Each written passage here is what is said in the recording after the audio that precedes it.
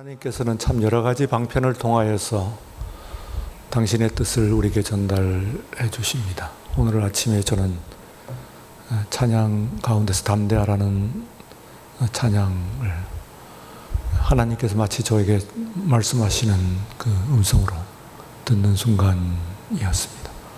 여러분은 어떠셨는지 모르겠습니다. 은혜 많이 받았습니다.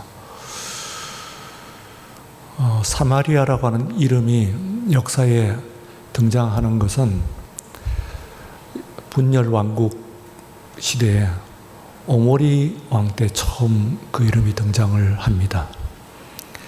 그때 오모리 왕이 전까지 있었던 디르사라고 하는 북왕국 이스라엘의 수도에서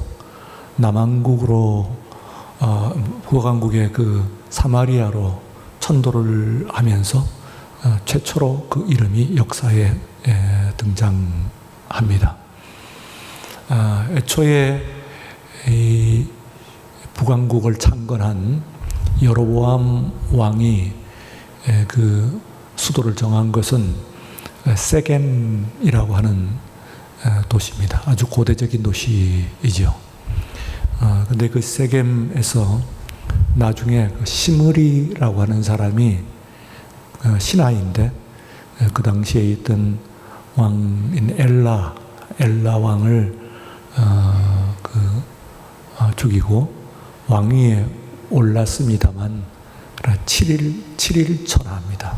단 일주일간 통치를 하고 그리고 오므리에 의해 가지고 다시 그는 이제 죽임을 당하게 되는데, 그러나 그 7일 동안의 한 조처 중에서 아주 중요한 조처가 바로 세겜에서 디르사라고 하는 곳으로 천도를 한 것입니다. 단 며칠 만에요. 그리고 이제 오므리가 그 왕권을 다시 찬탈하여서 이어받은 것은 아니죠. 빼앗아서 그 나라를 7년간 디르사에 더욱 더 다스리다가 이제 그곳에서 천도를 할 계획을 세웠습니다. 그래서 수소문을 하고 땅을 찾아보니까 아주 적당한 그런 산이 나타났습니다. 그 임자를 찾아보니까 그 세메르라고 하는 사람이에요. 그래서 이제 그 사람에게 돈을 주고 그 땅을 사게 됩니다. 그래서 그 원래 주인의 이름에 따서 사마리아라고 하는 것은 세메르의 땅, 그런 뜻입니다. 세메르의 땅. 원래 세메르라고 하는 한 개인, 한 번만 나타나는 이름이죠. 그 사람의 이름을 따가지고 사마리아라고 해서 그때부터 사마리아는 북왕국 이스라엘의 수도의 이름이 됩니다. 그러나 남쪽 예루살렘이 곧 한 도시이자 동시에 남왕국 유다를 전체 대표하듯이 북왕국 사마리아도 하나의 도시 수도이자 동시에 북왕국 전체를 대표하는 그런 이름이 됩니다. 그때부터 마지막 왕까지 더 이상 이제는 그 수도가 변하지 않고 북왕국이 멸망할 때까지 그대로 그 사마리아가 북왕국의 수도가 되어 있습니다. 그때 이제 이 북왕국이요, 이 나라가 이제 마침내 멸망을 하게 됩니다. 그게 732년에 이미 1차 멸망을 하고 그로부터 12년 후에 완전히 멸망을 한다고 보시면 됩니다. 732년에는 이 아수르라고 하는 나라에 디글랏빌레세르라고 하는 그 왕이 있어요. 이 나라에 의해 가지고 이 나라가 북왕국이 멸망합니다. 그때 북왕국은 멸망되는 것이 아니고 그 위에 있던 아람 그리고 다마스쿠스, 그러니까 성경에는 다메섹이죠. 이런 나라들이 모두 다 이제 멸망을 하고, 사실상에 있어서는 북왕국에서는 거의 영토의 대부분을 그때 다 빼앗기고 사마리아만 남아 있었습니다. 그러니까 그때는 정말 명실공히 사마리아가 북왕국입니다. 사마리아밖에 남아 있는 것이 없었기 때문에 그렇습니다. 그러다가 이제 그날 12년 후인 호세아 왕 때, 그때는 이제 아수르의 왕도 이제 바뀌어가지고요. 살만 에셀이라고 하는 납니다. 살만 에셀이라고 하는 왕인데 디글랏빌레세르에 이은 왕이죠. 이 왕에 의해서 드디어 주전 720년에 이 북왕국이 이제는 멸망하고 역사에서 완전히 사라지게 됩니다. 이때 나라가 없어지면서 두 가지가 함께 없어져요. 그 두 가지 중에서 하나는 그들의 신앙입니다. 신앙이 없어졌어요. 왜 신앙이 나라와 함께 멸망을 했느냐 하면은, 없어졌느냐 하면은, 원래 북왕국의 온 역사 자체가 호세아 왕에까지, 여로보암부터 호세아 왕까지 이 왕들이 거의 모두가 하나님을 멀리하고 바알을 위시한 이방을 섬겼어요.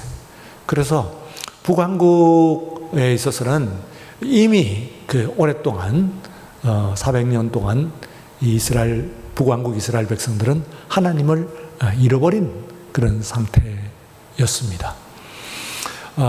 그리고 이제 또 하나가 이제 없어지는 것이 잃어버린 열지파라고 하는 그 이야기를 합니다. 신학교에서 역사를 하면서 자주 나오는 용어 중에 하나인데요. 잃어버린 열지파라고 하는데, 그것은 여러분 아시다시피 이제 북왕국 이스라엘이 원래 12지파로 형성이 됐잖아요. 그런데 그 중에서 남북왕국이 나누어질 때 남왕국은 2지파, 곧 유다지파와 그리고 베냐민 지파이고, 나머지 10지파가 북왕국에 가담을 있어요. 그래서 아까 보신 그 지도 가운데서 북왕국이 훨씬 크고, 그리고 또 남왕국이 그만큼 이제 다 적죠. 실제로 영토는 뭐 한 3분의 1점 돼 보입니다만, 그러나 거의 중요한 비옥한 그런 지역들 같은 것은, 그리고 물건원 보시면은 이 이스라엘에 있어서는 위에 있는 갈릴리와 그리고 요단강, 그리고 마침내 사해에 이르는 이 지역, 이 물에 가장 중요하죠. 물이 없는 지역이에요. 그러니까 사실상에 있어서는 저 영토는 북왕국에 비해서 국력은 10분의 1밖에 안 된다, 이제 그런 이야기를 하는데, 그런 정도로 미미한 그런 환경 가운데 있게 됩니다. 그런데 이제 이 북왕국이 멸망을 하면서 위에 있는 10지파가 없어지면 The Lost 10 Tribes라고 그러는데 10개의 지파가 사라지는데요. 역사에서 종적을 감춥니다. 나라가 없어지면서 또한 그 10지파가 없어져 가지고 후에 이들이 이제 바벨론 포로라고 하면은 그 뒤에 134년 뒤에, 그러니까 586년에 이 이스라엘 남왕국이 멸망을 해요. 그리고 남왕국은 그때 멸망한 것이 바벨론이라고 하는 나라의 신바벨로니아죠. 바벨론에 멸망을 했기 때문에 바벨론으로 포로로 끌려가는데, 이때에 북왕국과는 완전히 대조적인 역사를 갖습니다. 왜냐하면은 북왕국은 두 가지 10지파를 잃어버리겠다는 얘기는 지도자를 잃어버렸어요. 두 개가 다 있어야 되는데, 지도자를 잃어버리면은 신앙이 얼마간은 그것을 대치할 수 있습니다. 근데 신앙을 잃어버리면은 지도자가 그것을 얼마간 대치할 수 있어요. 사실은 세상적으로 그렇습니다. 세상의 위치가. 그래서 우리가 지도자와 그리고 신앙, 이 두 가지가 다 있어야 되는 것인데, 그러나 지도자를 잃어버리면 신앙이, 그리고 신앙을 잃어버리면 지도자. 그런데 북왕국에 있어서는 지도자와 신앙을 다 잃어버렸어요. 신앙은 북왕국 이스라엘의 역사 내내 잃어버렸고, 그리고 마침내 그 지도자를 잃어버리고 있기 때문에 이들이 아수르로 끌려갔을 때요, 이 지도자들이 남아남지 않고 지파가 없어져 버려요. 그래서 신약 성경 가운데서 여러분들이 보시면은 지파가 뚜렷하게 나타나지는 않습니다. 어느 지파가 뭐 이렇게 나타나는 것이 나타나지 않아요. 물론 예수님이었는데 남쪽 왕국에 있는 유다 지파, 베냐민 지파, 뭐 이런 지파들 정도 같은 것은 남아 있어요. 그래서 사도 바울이 베냐민 지파로 나와 있고, 예수님께서 유다 지파, 그리고 레위 지파, 뭐 이런 몇 지파들이 나타났지만 잃어버린 10지파. 그런데 지파 자체가 없어졌다. 이 이야기는 국가의, 민족의 역사의 정체성 자체가 없어졌다는 그런 뜻입니다. 다 잃어버리고 있어서 이들이 끌려간 건데, 실제로는요, 끌려간 사람들은 5분의 1 정도, 인구 전체의 5분의 1 정도밖에 되지가 않는데, 나머지에 있는 그 5분의 4는 그 땅에 남은 거예요. 아수르가 720년에 북왕국을 멸망을 완전히 시킬 때, 그때는 5분의 1 정도만 아수르에 끌려갔고 5분의 4의 인구가 남았는데, 이 5분의 4의 인구 중에서 일부분, 상당수긴 합니다만 남왕국으로 남하를 피난을 왔어요. 그래서 그때가 히스기야 왕 때인데요, 역사적으로 발굴을 하게 됐는데, 그 예루살렘이 갑자기 2배로 늘어납니다. 우리 강남 강북이듯이 갑자기 2배로 늘어나요. 그래서 새로운 지역, 도시계획에 의해서 신도시 지역이 생겨나겠네요. 예루살렘 안에서 구 예루살렘, 그리고 또 그 신예루살렘, 신시가지, 이렇게 두 가지인데, 물론 지금 우리들이 예루살렘이라고 하는 것은 올드시티, 뉴시티 그렇게 얘기하는 것은 그건 아닙니다. 그것은 예수님 당시에 그때의 그 예루살렘을 이제 올드시티라고 이렇게 얘기를 하고, 그리고 이제 1948년에 예루살렘이 이제 이스라엘이 다시 건축을 하기 시작하면서 유대인 거주 지역이 만들어져 있는 지역, 그 지역을 이제 뉴시티라고 이야기를 하고 있기 때문에 지금의 올드시티와 뉴시티하고는 다르고, 그 당시에 히스기야 왕 때, 곧 북왕국 이스라엘이 멸망했을 때에 북왕국에 있는 이민들이 전부 피난민들이 남쪽 예루살렘으로 많이 내려왔기 때문에 예루살렘의 인구가 갑자기 2배 이상 늘어버렸어요. 그래서 이 예루살렘이 그 새로운 도시 계획을 세우고, 그리고 그것을 수용을 하는 그런 이제 난민 지역이죠. 난민 지역을 만드는 그런 그 역사가 발굴 가운데서 지금 나와 있어요. 이렇게 있는 것입니다. 그런데 그것도 일부분에 사실은 예루살렘 인구로 봐서는 갑자기 많은 인구가 늘어났습니다만, 그러나 대부분의 사람들은 끌려가지도 않고, 그리고 또한 예루살렘으로 내려오지도 않고 그 땅에 그냥 들어붙어 살고 있었어요. 그런데 이들에게 있어서 아까 말씀드린 바와 같이 바로 신앙도 없고, 그리고 또한 그들에게 있어서는 그 지도자도 없으면은, 이러면은 그 정체성이 없어지는 겁니다. 그 국가의 지도자가 없고, 그리고 또한 그 신앙이 없어졌기 때문에 이들이 이제 말하자면은 사마리아, 신약 성경에 나오는 사마리아 사람의 이제 말하자면은 그 근원이 됩니다. 말씀드린 대로 뒤에 134년 후에 기원전 주전 그 586년에 이스라엘도 마침내 멸망을 하게 돼요. 그런데 이스라엘은 나라만 멸망을 했지 두 가지가 그대로 유지가 됩니다. 바빌론으로 폴록을 해서 지도자가 그대로 있었어요. 지도자가 명맥을 유지를 한 거예요. 물론 왕은 없어졌는데 유대인 계보가 나타나고 유대 그 다윗 왕 계보가 그대로 이어져서 예수님까지 이어지고 있고요. 그리고 또한 그 포로로 끌려간 그 상황에서도 다니엘이라든지 하는 그런 그 지도자들, 에스겔 이런 지도자들이 있었고, 그리고 포로로 끌려간 이후에 다시 귀환이 되었을 때, 이때도 느헤미야라든지 에스라라든지 뭐 이런 그 지도자들이 있었단 말이에요. 그래서 이 지도자들이 있는 것과 없는 것은 너무 중요하다 이제 하고, 또한 지도자와 함께 신앙도 그대로 있었어요. 지난주에 말씀드린 것 같이 신나고그 회당을 만들어 가지고 그 사람들이 거기서 꼭 그렇게 믿음으로 굳게 뭉쳤기 때문에 다시 돌아왔을 때에 그 지도자와 신앙을 중심으로 해서 재건 운동이 일어나는데, 그보다도 먼저 멸망한 더 많은 사람들은 의식이 없는 거예요. 국가 의식도 없고 민족 의식도 역사가 의식이 없어요. 그러다 보니까 이 사람들이, 돌아온 사람들이 그 땅에 있는 사람들을 통칭해 가지고 이야기하는 것이 사마리아라고 합니다.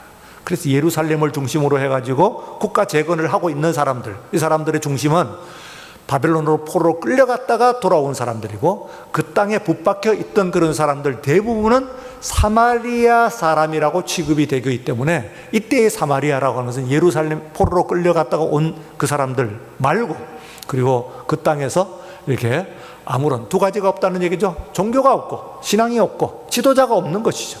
그런 사람들의 무지랭이죠. 그야말로 그런 사람들입니다. 그래서 돌아온 사람들이 국가를 재건을 하면서 저 사람들을 함께 수용을 해가지고는 도저히 나라가 만들어지지 않겠다고 판단을 한 겁니다. 그때의 그 판단은 틀린 판단은 아니에요. 그래서 구약 성경에 보게 되면은 돌아온 사람들 중에서 일부분이 그 땅에 있는 사람들과 결혼을 했을 때에 그래서 단호한 조처를 내립니다. 이혼을 시키고 그리고 낳은 자식들도 끊어내라 하는, 그건 천륜을 말하자면 거스르는 그런 가혹하고도 그리고 강한 그런 조처인데, 실제로 그때 느헤미야라든지 에스라라든지 이런 사람들이, 세간 조처가들이 그걸 끊어내라고 하는 그런 강한 조처를 내립니다. 왜 그랬냐면은 지금 이 사람들이 어떻게 되냐면 뭐가 없다고요? 신앙이 없고 지도자가 없어요. 그 결과로서 유대인이라고 하는 의식이 없어진 거예요. 이스라엘이라는 사람들의 하나님을 믿는 그 신앙도 없고 민족 의식도 아무것도 없는 그 사람들을 받아들였다가는 지금 간신히 돌아온 이 적은 소수의 무리가 국가를 재건하는데 도저히 그 나라를 세울 수가 없어요. 그들과 섞여버려고 그들도, 남아있는 그들조차도 신앙도 잃어버리고 지도자도 잃어버릴 것이기 때문에 단호한 조처를 취하는 것을 볼 수가 있습니다. 그러나 그로부터 이제 다시 시간이 흘러가지고요, 500년이 또 흘렀습니다. 흘러가지고 신약 성경 시대를 우리가 맞이하게 되는데, 이때 시대에 있어서 사마리아는 어떤 의미를 갖느냐. 예수님께서 이때는 미운 이웃이 됩니다. 미운 이웃. 이 사마리아라고 하는 것은 바로 접경을 하고 있어요. 아니, 섞여 있습니다. 조금만, 몇 걸음만 가게 되면은 바로 여러분들이 생각하는 여리고 지역이 사실상에 있어서 어디에 포함이 되어 있냐면 유대 지역에 포함이 되어 있지 않아요. 사마리아 지역입니다. 그 사마리아와 유대 지방을 나누는 그런 접경지대라고 볼 수가 있어요. 지금 여러분들이 보시는 그 지도를 보시면은 밑에 파란색으로 되어 있는 것이 그때 예수님 당시에서는 유대 땅이고요. 유대야, 아로 다 항상 끕니다. 다 땅이라고 하는 것은 되게 이제 여성형이기 때문에 아로 끝납니다. 그래서 유대야, 그리고 위에 보라색으로 되어 있는 것 사마리아, 그리고 위에서 분홍색으로 되어 있는 것을 갈릴레아, 이렇게 돼서 이제 세 지역으로 나누어져 있는 그 세 지역 말고는 이제 위에 있는 것은 두로 지방이고, 뭐 이쪽에 있는 것은 이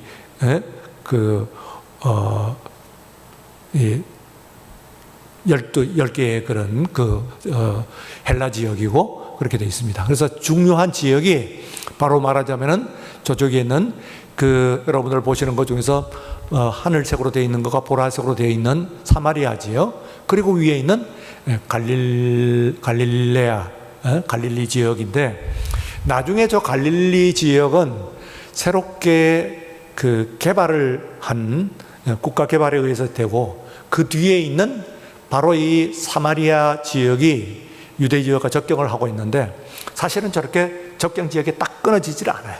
뭐 이렇게 왔다 갔다 하는 그런 지역인데, 이 사람들이 예루살렘에 못 오게 하는 거예요.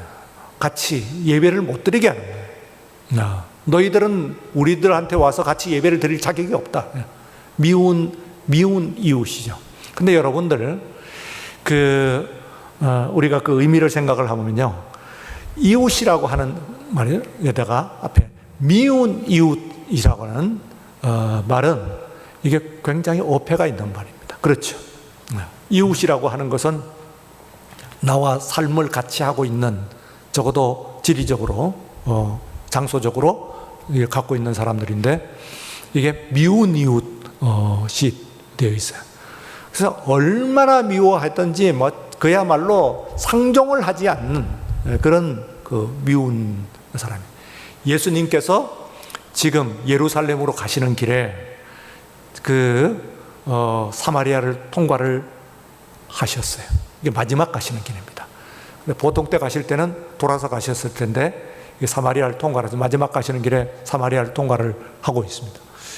사마리아 사람들이 미안합니다. 거절을 합니다.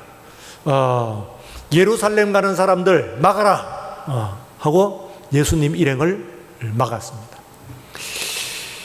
이때에 예수님의 12제자 가운데서 두 형제가 아주 성질이 불같아 가지고요, 우리의 아들, 요즘 우리말로 하면 버럭성질 이쯤 되겠습니다. 네, 우리의 아들이라고 하는 별명을 가지고 있는 사람이 바로 야고보와 그리고 요한. 나서 가지고는 이 사람들이, 예수님, 우리가 하늘에 지금 명하여서 불을 내려고 저 사마리아 마을을 불사질러 버릴까요? 화가 나가지고 그럽니다. 그러나 그것은 과장이죠. 그럴 능력도 별로 없습니다만은, 그러나 화가 났습니다. 예수님께서 이제 그 제자를 꾸짖는데, 여러분도 보시면 지금 누가 예수님을 거절한 사마리아와 그리고 그 사마리아를 불태워버리겠다고 하는 그 적개심을 표현하고 있는 이 제자들, 말하자면은 12제자들, 말하자면은 유대인들, 말하자면은 우리들, 누가 잘했을까요? 편으로 보게 되면 내가 여기 서 있기 때문에 그렇게 보입니다만, 그러나 예수님으로 보면은 똑같아.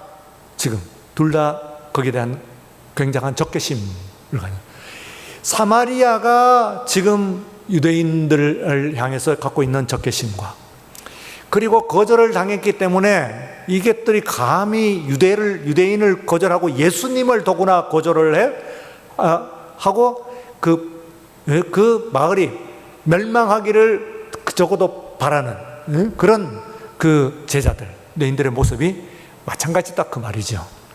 그래서 이 말이요, 예수님께서는 이것을 어떻게 하셨는지, 어떻게 이해를 하셨느냐면, 이게 누가복음 9장입니다. 사실은 사마리아라고 하는 도시가, 이 사마리아라는 지역이 심도 있게 나타나는 것이 이 누가 그리고 바울 여기에서 나타납니다. 그러니까 누가복음과 사도행전에서 그게 중요한 의미를 나타내요. 그에 보면은 이걸 해석하는데요, 우리가 말하는 소위 선한 사마리아인 이라고 하는 이야기를 하는데, 그게 10장에 나타나요. 누가복음 10장 바로 다음 장이에요. 그러면은 예수님께서 10장에 있는 것은 그냥 나타나는 거잖아요. 누가복음 9장을 겪으시고 그 말씀을 하시는 거예요. 거기서도 이 유대인들이 자신들의 우월감을 나타내고, 그리고 상대에 대한 적개심을 나타냅니다. 특히 사마리아. 누가 우리들의 이웃입니까? 하는 이야기였어요.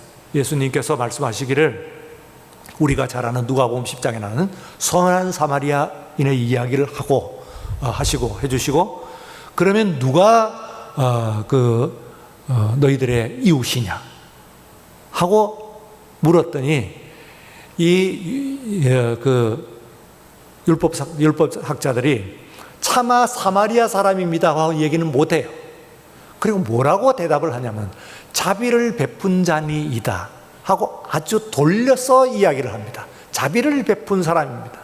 지금 여기서 유대인 앞에서 예수님께서 레위인 그리고 제사장 그리고 사마리아인을 얘기를 했거든요.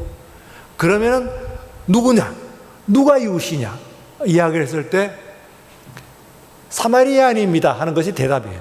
근데 자비를 베푼 자니이다 하고 돌려서 대답을 합니다. 그런데요, 여기에 이 말씀이 10장에 있는 이 말씀이 아주 중요한 것은 바로 9장에 예수님께서 그것은 예루살렘에 들어가서 말씀하시는 것이고 그 예루살렘에 들어가기 직전에 들렀던 사마리아에서 받았던 대접, 거절이죠. 뒤에 그 이야기가 나오는 거죠. 그래서 중요한 거예요. 왜냐? 여러분, 우리가 어떤 사람을 사랑을 한다 하지만은 그 사람에게 거절을 당하고 그 사람에게 배격을 당하고 그 사람에게 미움을 당했으면은요, 그러면은 우리들의 모든 인간은 그 반응입니다. 리액션이죠. 리액션. 너 나를 이렇게 했으니까 나도 너를 하고 미워하게 됐어요. 자기를 미워하는 사람을 미워하지 않는 사람이 있나요? 자기를 거절한 사람을 두고 그 사람을 받아 수용하는 사람이 있나요? 네, 여기에 굉장히 복음적인 중요한 내용이 9장과 10장을 연결을 해야 됩니다. 예수님께서는 뭐라고 말씀하셨느냐면 9장에서 예루살렘으로 들르시면서 그렇게 거절을 했어요. 그게 얼마나 살벌한 상황이었냐면은 화가 난 제자는 불사질러 버릴까요? 하고 이야기를 했어요. 그런 정도로 화가 났어. 정말 붕괴할 수밖에 없는 그런 상황이에요. 그런데 예루살렘에 가셔가지고 비유를 말씀을 하시면서 사마리아인이 너희들의 이웃이라고 하는 이야기를 분명히 하고 있습니다. 여기서는요, 그 사마리아인이 선하다는 뜻을 얘기하는 것이 아니에요. 우리가 이걸 가지고 굿사마티언, 선한 사마리아인 그런데 아닙니다. 선한 사마리아인 이야기가 아니에요. 누가 이웃이냐 할 때 너희를 거절한, 너희를 미워한 그 사람이 너희들의 이웃일 수가 있다는 것을 이야기를 하는 겁니다. 9장과 10장을 연결하면 그래요. 예. 그래서요, 이 말씀은 우리들에게 들려진 소식을 가지고 복된 소식이라고 이야기합니다. 복된 소식, 복음이라고 얘기하죠. 복음이라고 할 때 복음이라고 하는 것은 무슨 얘기냐면은 우리를 원수된 것을 불쌍히 여기시는, 하나님께서 우리를 불쌍히 여기셨어요. 그리고 우리를 한번하면 긍휼히 여기셨어요. 그래서 긍휼히 여기셔서 우리를 수용하신 거예요. 왜 하나님께서 세상이 잘못됐으면 세상을 다시 만들고 사람도 다시 창조하시지 않으셨을까요? 왜 거듭거듭 오시고 마침내는 예수 그리스도를 이 땅에 보내셔가지고 그래서 우리를 위해서 그 고난을 당하셨을까요? 수치와 모욕과 고난을 왜 당하셨을까요? 그런데 긍휼히 여기셨어요. 근데 무엇에 대해서 특별히 긍휼히 여기냐 하면 누가복음 전편에서 나타나는 것은 아픈 사람을 불쌍히 여기는 거예요. 아픈 사람. 아프죠? 예. 두 가지가. 하나는 몸이 아픈 사람. 예수님께서 불쌍히 여겼어요. 몸 아파 보셨어요. 얼마나 아픈. 코로나 상황에서는 부모님이 돌아가셨는데 그 전에 제가 들으니까 신문에 난 얘기입니까? 응? 누워 계시는데 보지도 못하는 거예요. 창문 밖에서. 그 다음에는 돌아가셨어요. 화장을 하고 하는데도 저쪽에서 멀리서 보지도 못하는 거예요. 그 부모도 그 자녀도 얼마나 불쌍한 일입니까? 몸 아픈 거예요. 불쌍합니다. 큰 병도 아프고 작은 병은 작게 아플 것 같지만 작은 병도 어쨌든 아픕니다. 그래서 하나님께서는 누가복음에서 나타나는 우리 주님은 어떤 아픈 사람을 지나치지 않으셨어요. 불쌍히 여겨주셨어요. 고쳐주셨다는 것은 그 다음 결과고요. 가장 중요한 원인은 불쌍히 여겨주시고 불쌍히 여겨주셨어요. 오늘도 몸이 아픈 우리들을 불쌍히 여겨주셨어요. 그런데 특별히 사마리아인들은 뭐가 아프냐면 마음이 아파요. 이렇게 되면. 그렇죠. 끼워주질 않는 거야. 사마리아 사람들. 국가를 재건하는데도 끼워주지 않고, 예배를 드리는데도 끼워주지 않고, 끼워주질 않고, 오질 않고. 그래서 이 사람들에게 예수님을 거절하는 그 거절을 예수님께서는 들여다보시면서 불쌍히 여기셨어요. 마음이 아프구나. 요한복음 4장에 나타나는 사마리아 여인, 예? 마음이 아픈 여인이에요. 오늘 이 시간 우리들이 삶을 살면서 여러분들은 마음이 얼마나 아프십니까? 그렇죠. 여러 가지로 마음이 아프시죠. 우리 주님께서 여러분들을 불쌍히 여겨주실 줄로 믿습니다. 예. 그 아픈 우리를 불쌍히 여기신, 그리고 고치신, 마음도 고쳐주시는, 오늘 이 시간에 있어서의 그 우울증을 얘기를 합니다. 정말 코로나 블루 그러냐, 코로나로 인한 우울증, 코로나 블루 그러냐, 얼마나 아픈 코로나뿐입니까? 여러분들이 지금 현재 나 우울합니다. 아픕니다.